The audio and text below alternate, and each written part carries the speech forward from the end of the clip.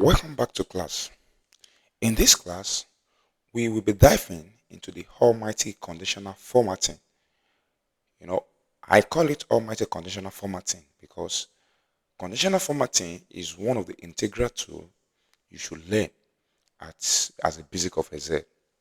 It is a tool that you use to spotlight pattern easily while you are operating your Excel. It's a saving grace. It makes spotlighting and understanding pattern easy on Excel. For example, on our screen right now, we have a class attendance. We have class attendance. And without disturbing myself so much, I can know how they perform, how the attendance is at just a glance. I can see very few red here. I can see red here. I can see yellow amber here. I can see red here, and I can see lots of green. I can see at a quick glance that this Samuel is present all through in class at just a single glance. I can see at just a single glance that Zainab is present all through in class. And then on Monday, I can see that just two people are absent on Monday. One person was late. On Tuesday, I can easily see that one person was late. Somebody was absent. On Wednesday, I can easily see that this guy was absent. This person was late. I can spotlight all these things at just a simple class. That is what conditional formatting is actually here to help us to do. So, in applying conditional formatting, we have different ways to actually apply our conditional formatting. Our conditional formatting can be applied in the context of numbers. In the context of numbers.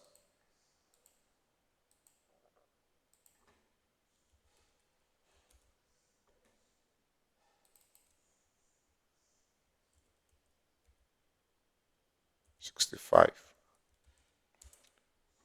And I want to populate this with this.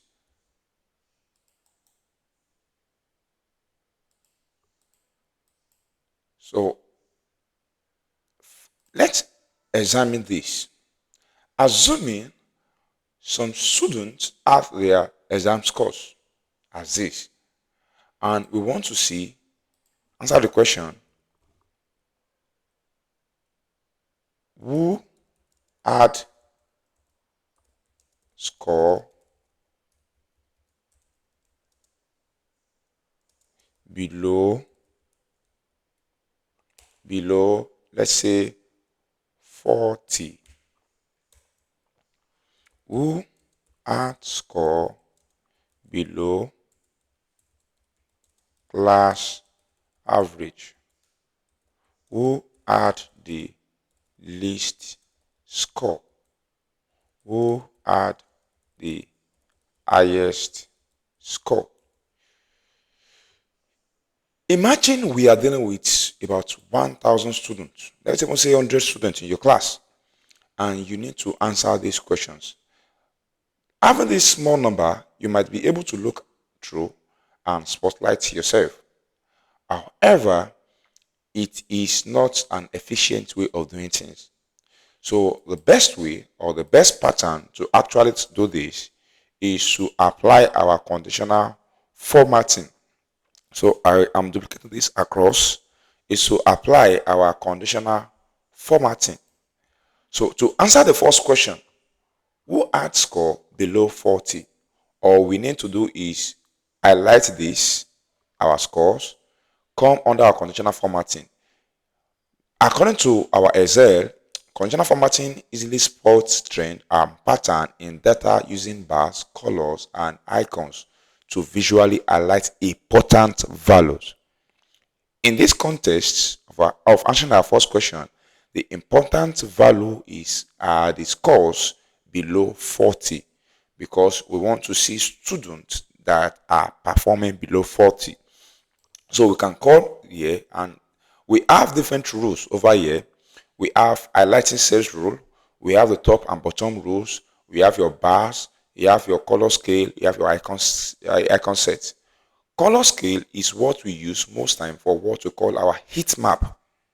For our heat map, logistics and transport like Uber, like both, they understand this heat map very well, and they use it in pricing to set their peak pricing. At times, if you want to order Uber or Bolt, you will see descriptions like this is peak period.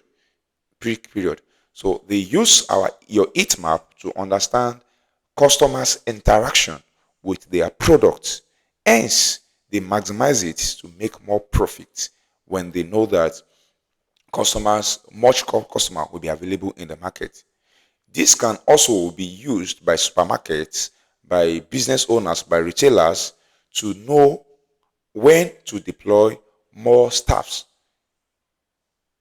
For example, if your peak period, when you have more clients, your customers is around 2 p.m., you should know that if you have had 5 staff working from morning, when it is 2, you should be able to increase it to 7, 8, or 9, because you are expecting more customer at that time. Hence, you will need more people to serve them so that there won't be a lot of congestions. This is one of the gap that our retailers, our supermarkets have still not been able to fill because they don't understand some of these tools and how some of these things can actually help them. So in our next lesson, we be looking at each of these and how to solve these 4 questions one after the other. See you in the next one.